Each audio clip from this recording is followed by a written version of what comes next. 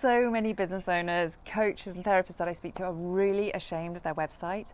It might be that they haven't made any changes for a while and so it's no longer a true reflection of them, or it may be that they're just frustrated or confused or overwhelmed about how they actually go about making those changes themselves.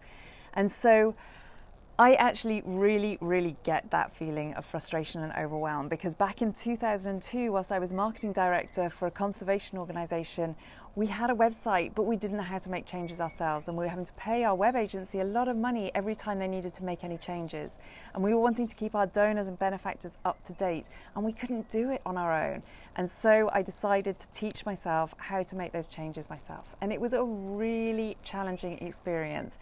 Back in 2002, we didn't have the University of YouTube. We didn't have the really user-friendly tools that we have available at our disposal right now. And so actually going through that process was really painful for my tiny little mind to get through. And so when I did make those first changes to our website, it was empowering and liberating beyond belief.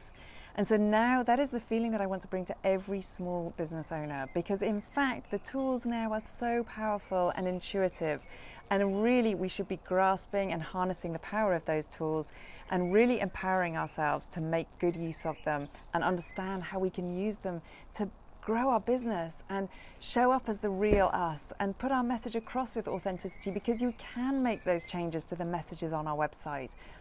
And so at the end of last year, I launched the Confident Website Creation Challenge. Sally said during the challenge she learned more in those few days than she would have learned in 2 years on her own.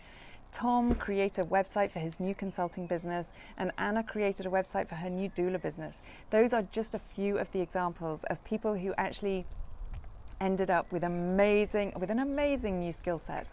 And I would love for you to be the next person that could do that too. So on the 4th of June, I'm going to be running through this free 5-day challenge.